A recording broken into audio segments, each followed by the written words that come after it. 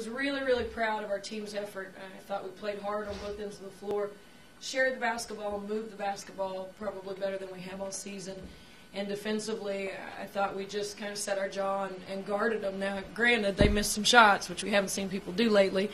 But for whatever the reason, it gave us some life, and it gave us some energy and a little bit of confidence in our ability to defend. And it didn't take much of that for us to really take it up another notch, because I thought we started the game, we were pretty good defensively, and they missed a couple of shots. You could almost see our shoulders go back, like, okay, we can guard these guys.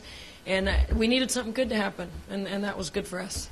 Do you think it was more of a technical thing, energy thing? You hold a team to 25%. I mean, maybe this is more fair of a question tomorrow on Friday, but what did you see defensively that was better, if anything? I thought our energy was very good. I thought our attention to detail was good, and part of that too was Tech didn't make shots. I mean, we deserve some of the credit for that, but they do too. Talk about the offensive ball movement a little bit tonight. It just seemed like the passes getting whipped, and just you mentioned best of this year. Do you think? Yeah, I think so. I think our spacing was better, and good offense always grows out of good spacing, and we. Guys who came in did a great job of moving without the basketball, and that's a concept that for young players takes a while to sink in. It's not an easy thing to learn to do, because most of them are the best player in their gym in high school, and they play with the ball in their hand all the time. So you got to get good at moving without it. And I thought our movement was excellent, but I also thought our post guys were very poised and patient. They didn't rush things, didn't have a lot of turnovers from that position. They just kicked it out versus the double team, and we made the extra pass and got some high-quality shots. And I think you could see for a little bit some of the potential of these young guys. Carly in particular, she's not in here right now, but I think you could see this kid's going to be really, really good. Sure, you always talk about the pass, but you guys catch the ball pretty well. You guys catch your It's imperative. Well, I know some teams don't catch. I mean, let's face it. You're exactly right. You're exactly right. As a matter of fact, my daughter had a little pass in an Optimus game last night, a little bounce pass behind her, and she said, "Mom, the best thing about that was she caught it." Sometimes you're right. That is true. I thought our part of that comes from knowing and trusting each other and knowing when they're going to receive it and how they're going to receive it. And our post guys have great hands. We've all known that. We just got to look at some of the other guys tonight, too.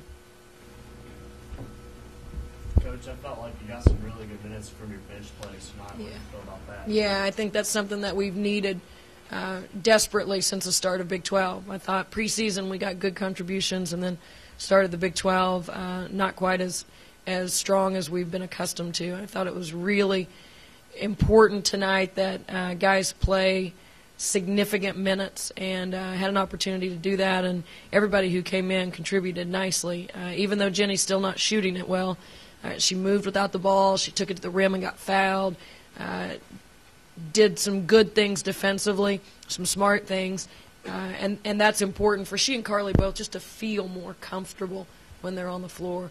And I thought Abby and Rose, I have to talk about those two guys too, I thought they were really good when they came in late in the game also. You don't see double-digit steals in blocks very often. No, you don't. The whole stat thing looked kind of crazy to me.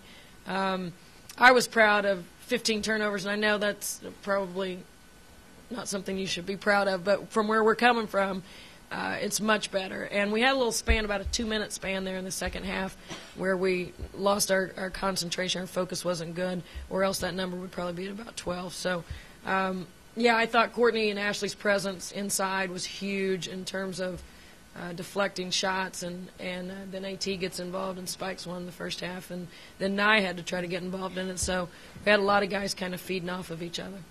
Coach, did you expect to keep Seals in check as much as you did? We were worried about her.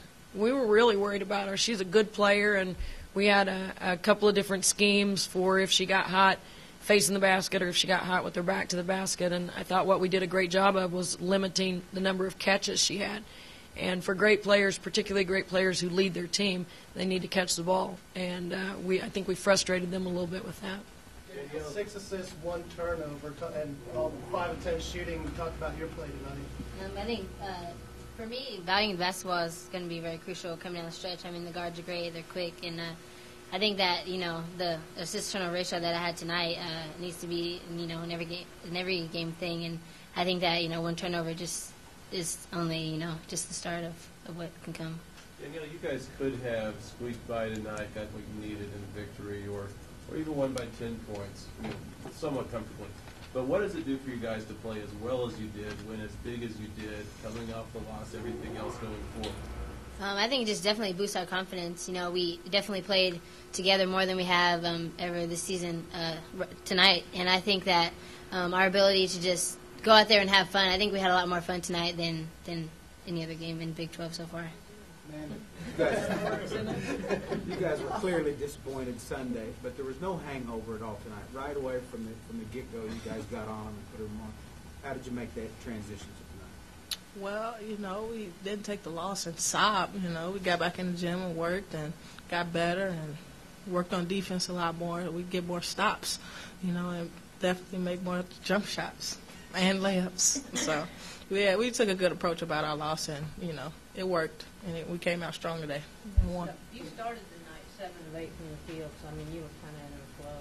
How good did that feel for you? It felt pretty good. I've been working a lot off the court to get my jump shot right, so it felt good to, make shots in the game. So it was a great feeling. You made a conscientious effort to be more aggressive. You're looking for your shot now, where there's been times during the season or even during your career, you're looking to pass before you ever shoot it. You're now looking to shoot it? Oh, yeah. Shooting also opens up my passing. So if I look more aggressive shooting, then I can also look more aggressive passing. Sherri, it seems like Amanda's not just shooting better, or whatever. It seems like she's just playing a lot better. And what do you say to that? Just her progress. I do. I think she's more poised on the offensive end. I think she's more sure of all of the elements of her game, and some of that comes from feeling confident in being a triple threat player.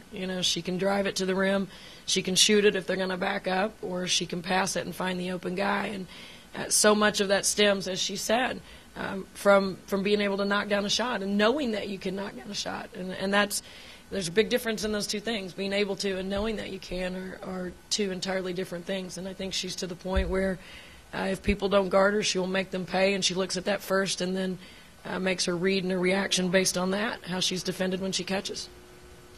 Amanda, were you, after the game the other day, what was your thoughts on your game and then coming out tonight? Were you a little more focused, a little more determined? I was just a little bit more calm. I think sometimes when I'm hyper, I don't make good decisions. So when I'm calm, I can, go out there and play. And also my teammates help me out to, play better. If we all work together, then it makes all of us look good. So, I worked a lot on defense and offense, and, it showed. Can you describe the difference you feel out on the court between a night like tonight and maybe 8 weeks ago or something like that? What is? I don't know. I get a happier feeling inside, basically. Of course we were winning before, but individually, as on a personal note, it makes me feel better as a person. I look calm and happy, and it makes me give better decisions out there on the court. What else? Well, did you have to make a conscious decision to? Oh yeah, relax definitely. To. I just knew I had to be more aggressive. If I was out there settling and just passing and not just being out there, then I'd just be the fifth person not doing nothing. So I felt that if I was more aggressive, then it'll help my other teammates, be aggressive too. Sherri, what's Abby continue to show you? Just very good minutes tonight. Last couple of games that she's gotten into, she's played some good minutes for you. It starts with practice, Lynn. She was really good in practice this week. She has such a strong personality that she can affect the way an entire workout goes. And you may say, when she is 8th or 9th guy coming in off the bench, how could she possibly have that big of an impact on the way things go? She just has a big personality. And when she's good at practice, she sets the tone. Courtney and Ashley have to guard her, and she is physical with them on the other end of the floor, and it makes practice better. And as a result of that, then she carries confidence into the game. And I think she's getting better every single day. Danielle and Amanda, what does it say about this team that you could be ahead by, I guess it was 22 and a half, yet Courtney had 4 rebounds. She was 2 of 3 from the field. You don't expect those kinds of numbers, but you're ahead by 22.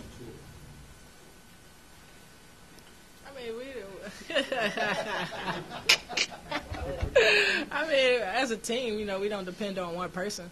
We expect Court to come out and do her job, but if she's not doing what she has to do or not yet in the game from the first half, we have like 8 other people, 9 other people on the team. So if they're doing their job, then everybody won't be focused like, oh, see, nobody knew that she probably didn't have like 4 points and two for 3 because everybody else was doing their job. So if everybody do their job together, then we'll win. I don't think anybody had any idea still, if you asked them right now, that she had 4 shot attempts for the game. She's 3 for 4 from the field. I don't know when she's ever only taken 4 shots in a game. And it was, a reflection of the way she was being defended. And I said this on the radio before I came in. Don't think for a second that all that happens necessarily if Courtney's not on the floor. It's her distraction. It's the way they have to defend her and the way they have to help and send somebody to double that opens up all those guys on cuts to get to the rim. So while it may not appear in a statistical line, her presence is what created all of those other statistical lines. Sherri, a lot of players I talked to, what they said was we have to play harder, we have to play harder, we have to play harder. But I'm sure you guys played hard tonight, but you guys played with precision. And how much of it was playing hard and that gets things to snap into place? And just how much was you guys were just sharp tonight? Well, I think playing hard precedes all of that. I think that's where you get yourself in a position to do the things that you practice every day. It's a difficult thing to talk about because it's intangible, and how do you measure it, and who's to say what's hard and what's almost hard, and the point of that is the immersion piece. That's when you get the precision, when everybody is immersed, when you play so hard that you're doing things based upon the repetition that you get in practice rather than thinking through everything. And it's almost like a calming of the mind. You quiet the voices. You play so hard that your mind is quiet so that you can do what you know how to do. And I do think that's a hurdle that we faced, and that when those guys say they got to play harder, they know that they're close. They're playing hard sometimes, but getting 5 guys playing hard together is, the $50 million question. Can you get that going? And we did that for a large part of the game tonight. Interesting matchup coming up with Georgia. Do you like where this falls in the schedule? Sure. I like whoever we have next. It doesn't bother me one way or the other. I think it's a significant game for us because of the national landscape, and I think Georgia is way better than their ranking may reflect right now. They've lost a couple in the SEC, like we've lost a couple in the Big 12. They're good teams in the SEC, and Georgia has great pieces. Their post guy, she's as good as anybody in the country. The point guard is excellent. Here we go with another great point guard. Let's go, D-Rob. I'm not sure that they've put it all together yet, and maybe they have situationally as we have situationally. So it's an important game for us, I think, with postseason repercussions. Sherri, was there any sense of urgency tonight? Oh, yes. There's a sense of urgency. Daily, moment by moment, sense of urgency. Thanks. Danielle, when are you going to put up the 3-point shot? Honestly, I'm telling all these guys you can hit one. I can, but it's only matter of time till it goes up. I honestly can't tell you. People talk about that all the time, and why do you need to shoot a 3 when you got a 10-footer that's wide open? So just keep making those. I'm fine with that. Sherri, you said, and this is probably the last one, I know people forget it again, how close you guys were. Were you close to this? It seemed like this was, dramatically better. No, Okay. no, we were real close to this. We were real close to this because we're close in this area, in this area, in this area, in this area, in this area. We didn't have to get 80% better at passing and cutting. We needed to get 3 or 4% better at this and that and the other. And yeah, real close. That's what I think. That's the key, is that you have to be steady. You have to be steady.